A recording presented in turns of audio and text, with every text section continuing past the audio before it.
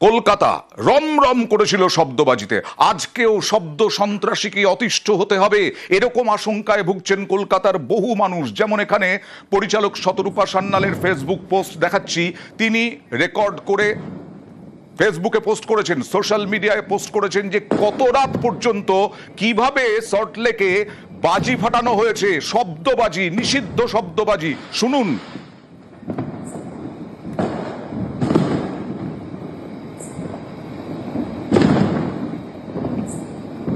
মনে হচ্ছে বোমাবাজি হচ্ছে, এমন ভাবে শব্দবাজি ফাটানো হচ্ছে। অন্যের বিরক্তি, অন্যের যন্ত্রণা, অন্যের কষ্টের কারণ হয়ে দাঁড়ায় কিছু মানুষের আনন্দ।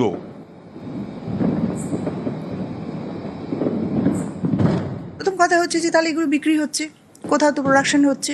আইন করা হয়েছে যে একটা নির্দিষ্ট ডেসিবেলের উপরে যাবে না, সেসবের কোনো তোয়াক্কা নেই। এগুলো কে পরীক্ষা করবে? পরীক্ষা করার জন্য একটা সেল নিশ্চয়ই আছে, সিস্টেম নিশ্চয়ই আছে, সেটা কোনো কাজ করছে না। বেরিয়ে দেখতে পাচ্ছি আকাশটুকুন যেখানে সেখানে একটা ঝিলিক দিয়ে উঠছে, তারপরে দাম দুম করে শব্দ। আমার বাড়ির উল্টো দিকে এক বৃদ্ধা থাকেন, আমার ডান দিকের বাড়ি, বাঁ দিকের বাড়ি, ওপরতলায় যারা থাকেন তারা প্রত্যেকে বৃদ্ধা এবং প্রত্যেকেই অসুস্থ।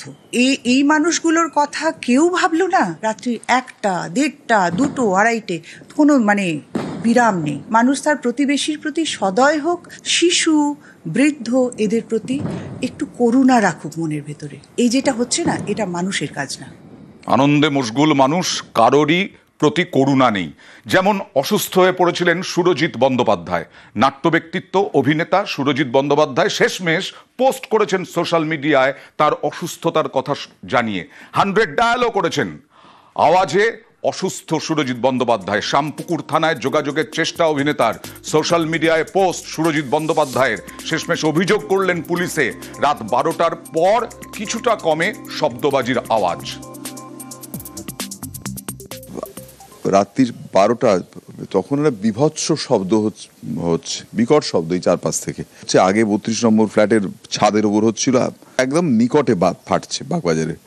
আমি শুধু এইটুকুই দিয়েছিলাম যাতে ওটা ওদের কাছে পৌঁছয় যদি, কারণ আমি 100 নম্বরে বারবার ফোন করে যাচ্ছিলাম, কিন্তু ভীষণ এনগেজ। আমার মনে হচ্ছিল সারা শহরের মানুষই বোধহয় তাদের অভিযোগ জানাচ্ছেন, তার জন্যে তাদের আমি পাচ্ছিলাম না। ফলে আমি আজও ভয়ার্ত, আমি আজও পুলিশের কাছে, যেহেতু আমি স্বার্থপর আত্মকেন্দ্রিক মানুষ, কিন্তু আজকে দয়া করে যদি একটু সচেতন হন, কারণ এই বাজি ফুরোয়নি, এ বাজি আজও আবার সন্ধ্যেবেলা থেকে বিকট শব্দে বাজবে।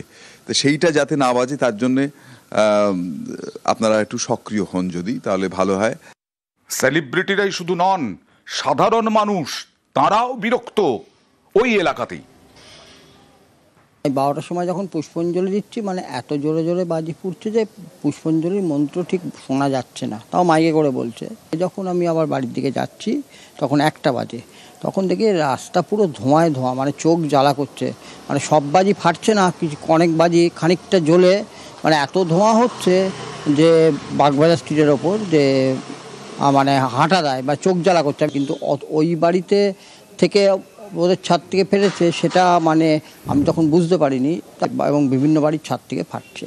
বলতে পারেন আমাদের ফ্ল্যাটের ছাদ থেকে করেছি, কার তাতে কি, কিন্তু আপনার বাড়ির ছাদ মানেই যা খুশি করার নয়।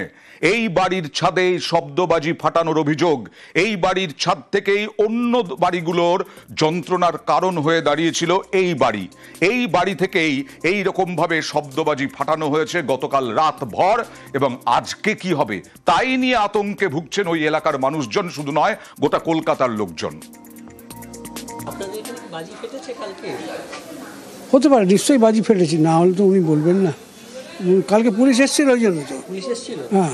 কখন এসেছিল? রাত্রিবেলা পুলিশ 11টার সময় এসেছিল।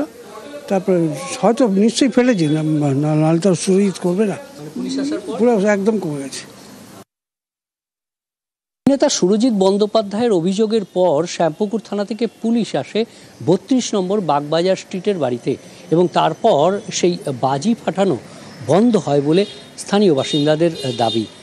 তবে সুরজিৎ বাবুর আবেদন যে আজও দীপাবলির রাতে যেন এই শব্দবাজির আতঙ্ক না থাকে, সেই আবেদন পুলিশ প্রশাসনের কাছে করেছেন তিনি। এখন দেখার আজ দীপাবলির রাত কেমন কাটে। ক্যামেরায় রাজীব সিংয়ের সঙ্গে বিশ্বজিৎ সাহা, নিউজ 18 বাংলা।